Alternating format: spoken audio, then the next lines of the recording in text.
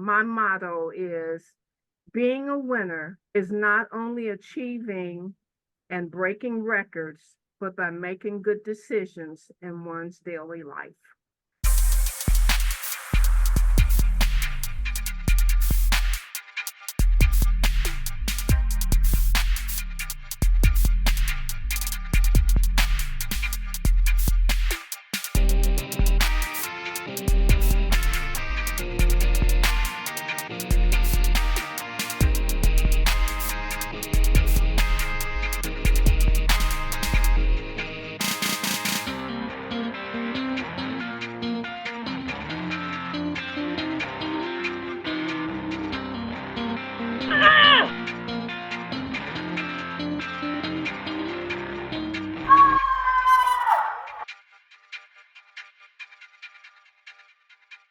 Hey, Autumn Athletes, Larry Sorensen here, and today I'm going to chat with Myrle Mensey Symonds and find out what makes her an Autumn Athlete that's not done yet.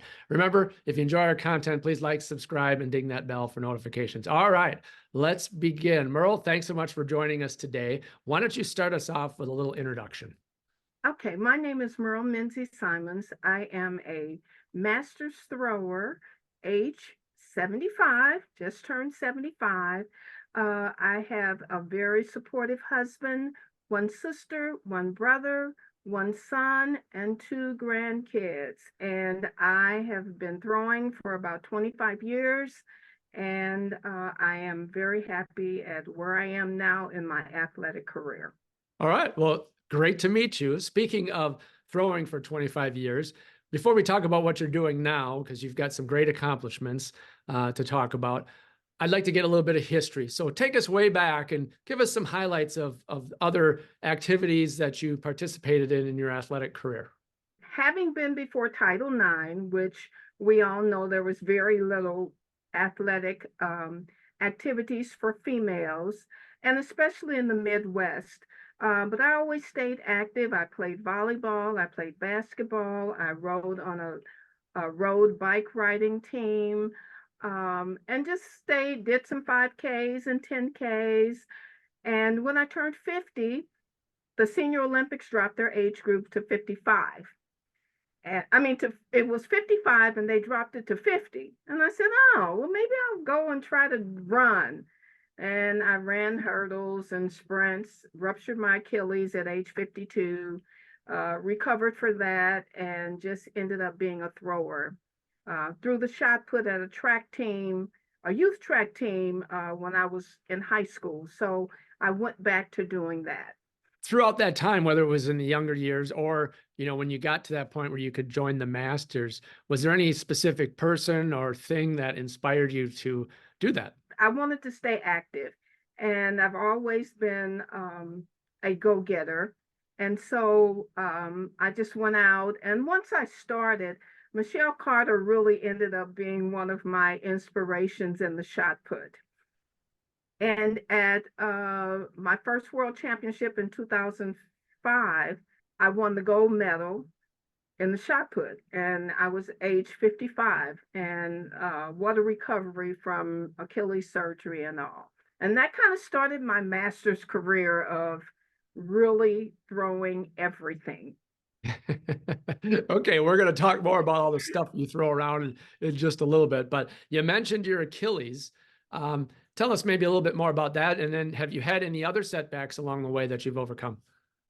Yeah, my Achilles was a total rupture. They told me it would take 18 months to get back into competition. I was back in 9 months. I kind of sneaked out, didn't tell my husband I was going to a track meet, and went and did one. And that was kind of the start of that ball rolling. And then in 2014, 3 weeks before Budapest, I had a total rupture of my anterior distal supraspinatus in my right shoulder. And they wanted to do surgery.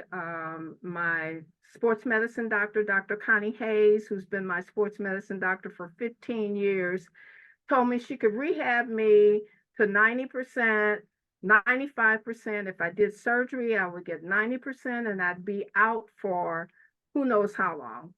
So we started the rehab 3 weeks before Budapest.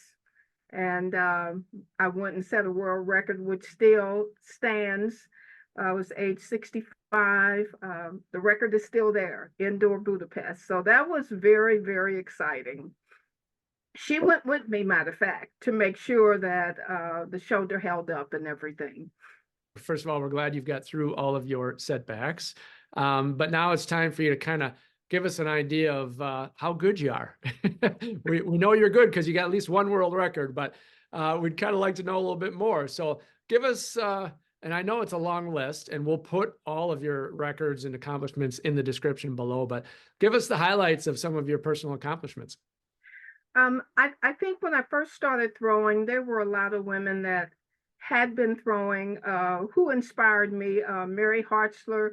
And the good thing about Masters Track is that you stay in the age group. So you kind of move up with people and you get better than them, or they keep beating you. And I keep saying, she's not going to beat me again.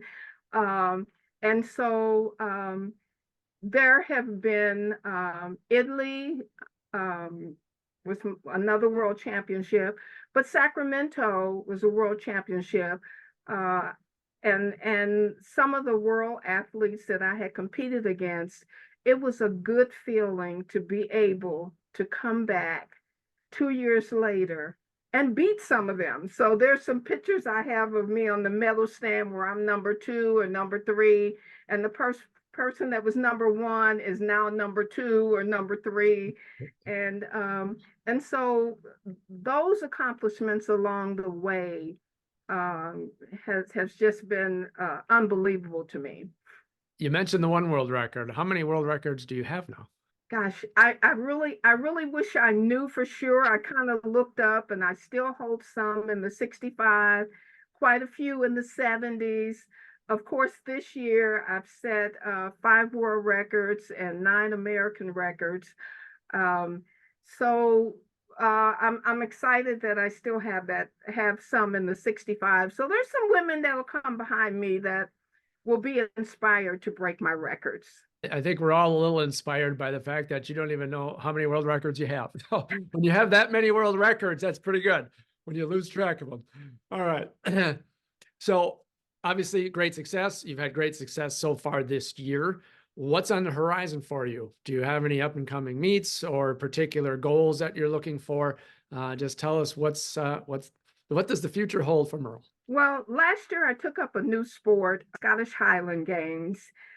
There were some ladies that actually throw in Masters, Sue Halen and Ruth Welding. They've been talking about them for years. And it was on my bucket list. And last year I had the opportunity to do one in Indianapolis, and I went and set 7 world records in the 70+ age group. Kind of got hooked, have done 2 this year. But in 2 weeks, I will be going to Florida to compete in the World Masters Highland Games, which was an invitational only. You had to be in the top 12 in your age group. Well, it's not 12 in the 70+ women's age group, but there are 4 of us that will be there. And I'm excited, a little tired, because this is the first time I've had 3 major championships in like a 6-week period. So recovery and training, you throw some of the same type of implements, but different.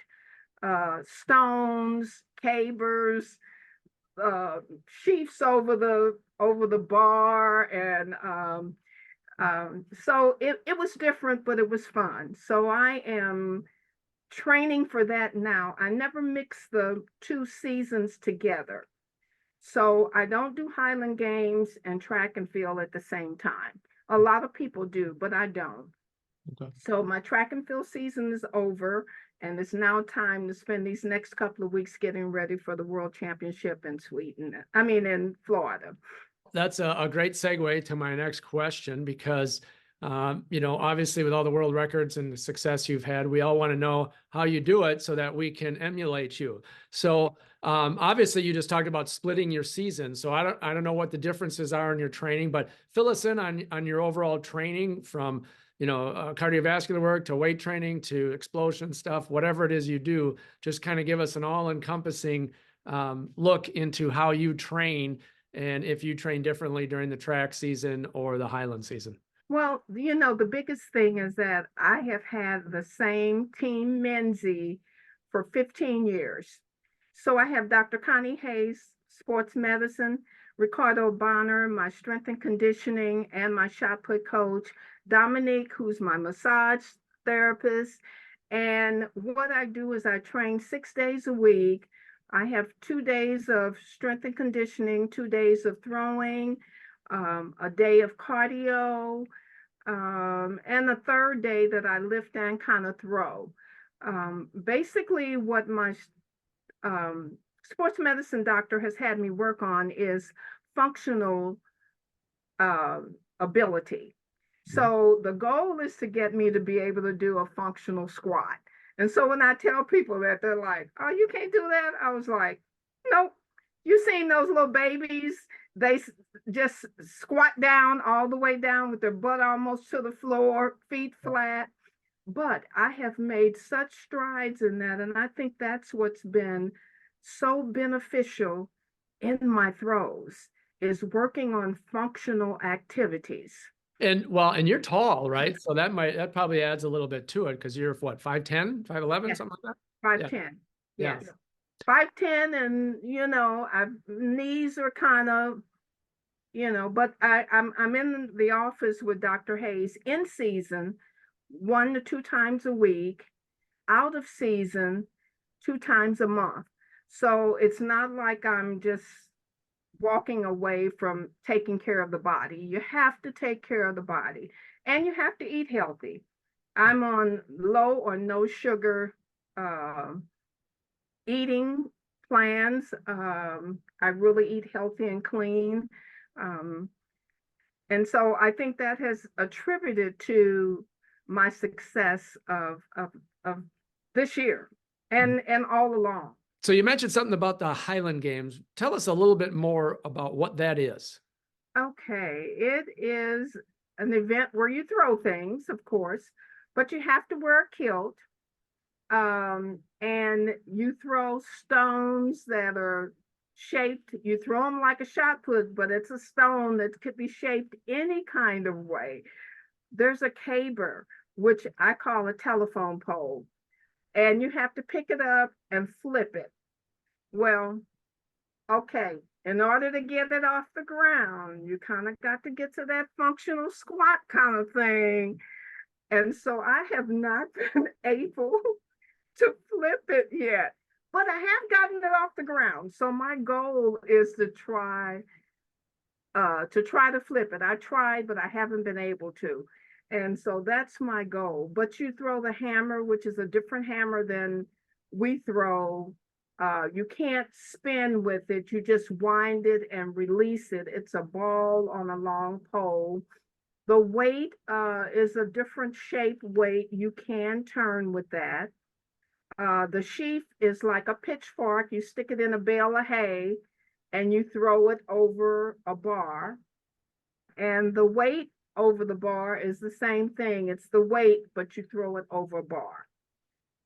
And so because it's throwing, I felt like I could do it. You have to really, it takes, the biggest concern is that you can only use one hand with the weight. So where we throw it with 2 hands, you can only use one. So there I go with my right shoulder that I've nursed all of this time, and good thing it's strong. Kudos to Dr. Connie Hayes that I can do that. So those are some of the different things with the Highland Games. Still throwing, but throwing differently. Sure. And wearing the kilt. The kilt is kind of fun because then you wear the compression socks that are different colors, and everybody has their own little thing that they do. Well, obviously you're training hard, and you already answered the nutrition question. You're eating well. How about rest? How do you incorporate rest into your regimen? I'm actually in the bed every night, probably about 9 o'clock, which is early for a lot of people. But then I'm up at 6:30. So I shut it down. I'm not a big TV fan. I'm not on my phone and all of that. When it's time to rest, it's time to rest.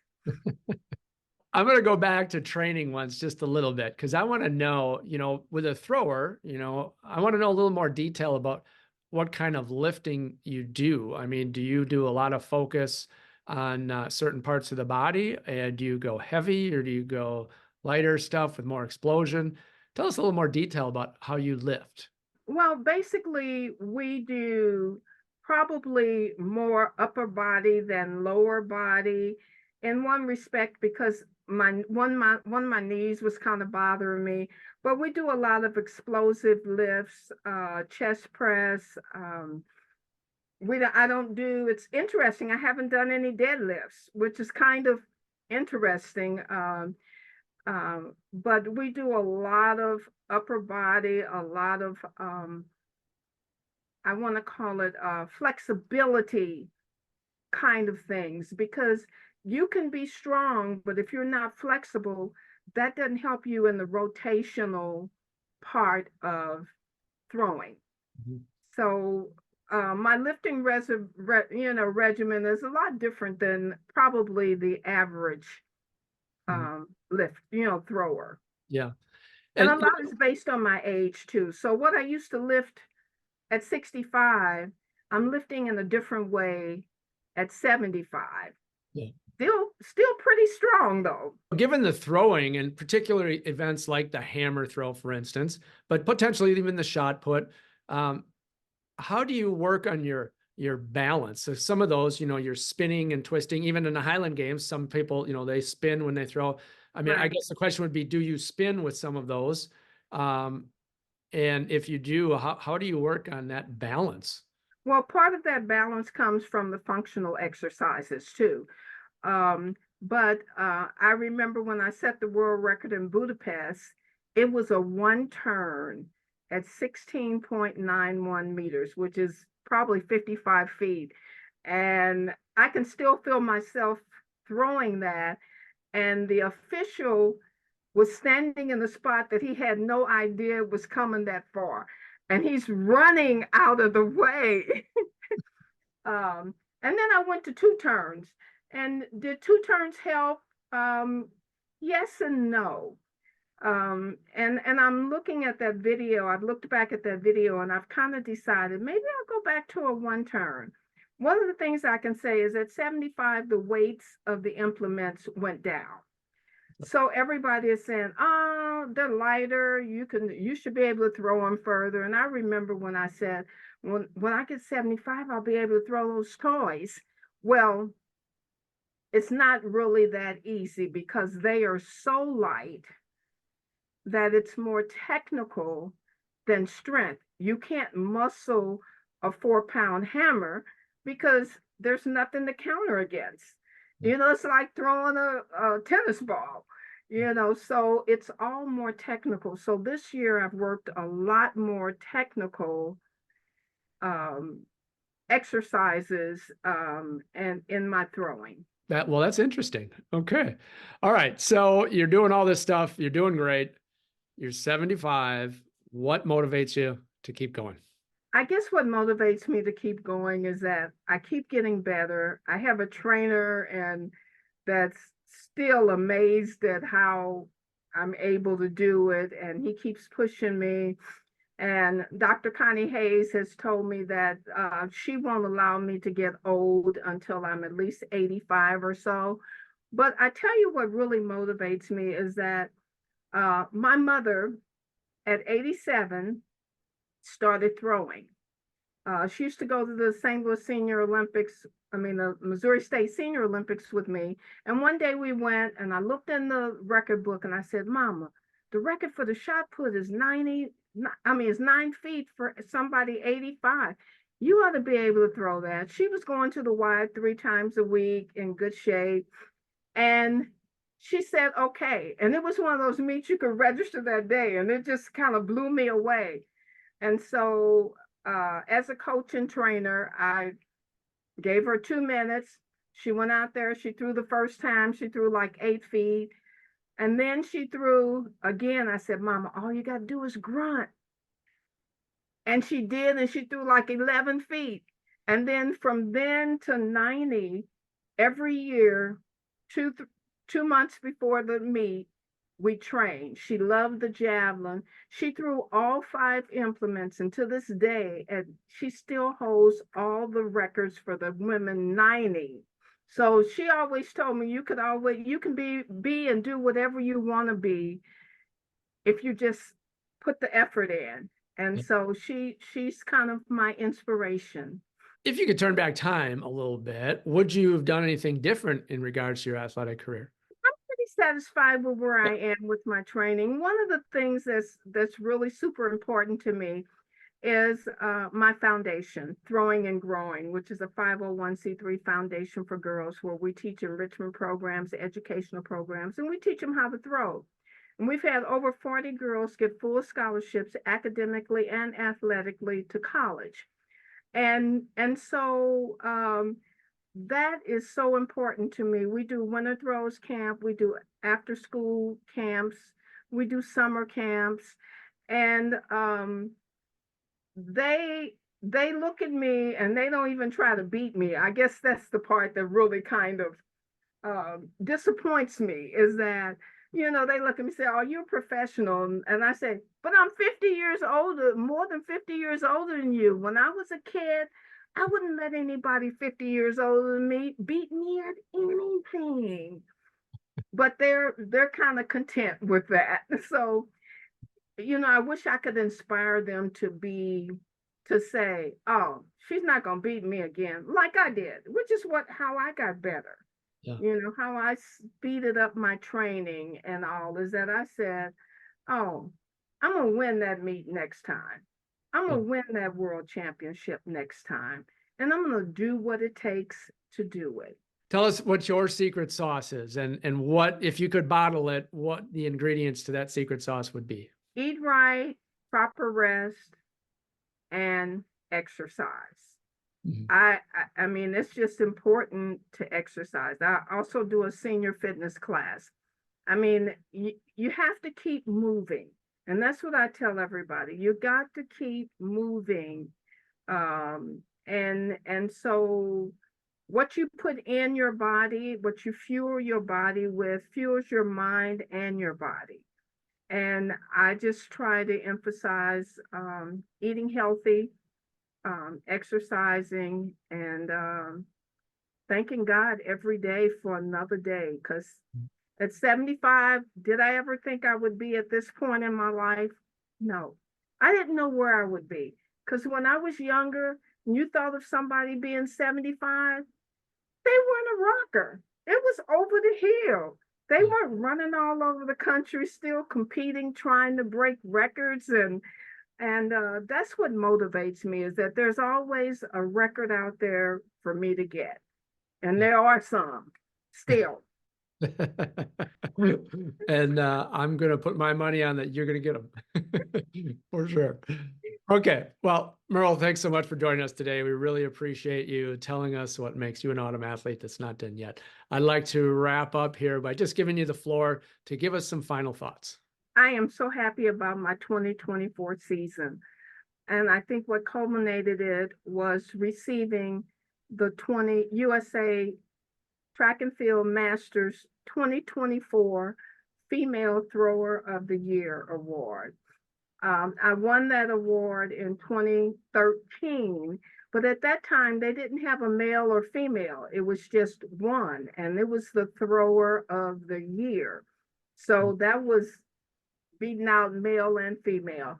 But it felt so good this year because I did put in the work to be recognized for the hard work that I've done.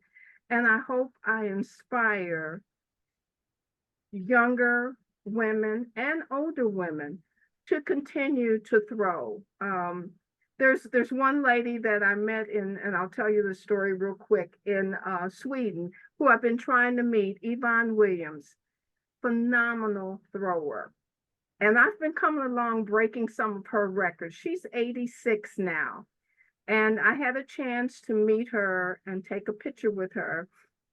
And one of the things, she pulled me over to the side and she said, you know, we don't come out here and play, me and you. We train to come out here and win. And she holds all the records, and I'm just coming behind her, breaking them, but she keeps setting more and setting more and setting more. And it made me feel good to know that there was somebody else out there that still felt like they train to win. They don't just come out there just to play and have fun and see who they can meet and say hi to everybody. Uh, they train to win. And that's what I do. And one of the things that I pride myself in is that the way I look now, with my makeup and all on, is how I go to a track meet. I mean, I am still me, girly, everything. Even though I get out there and I'm a beast in the a beast in the field, I still have that girly attitude about me.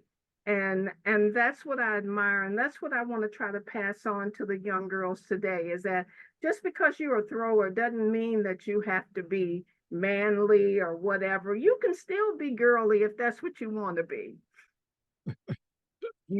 Well, there you go, folks. Myrle Mensey Symonds. She is definitely an autumn athlete that's not done yet. Remember, keep moving, set your own goals, and train hard to achieve them. Thanks so much for watching, and we will see you next time.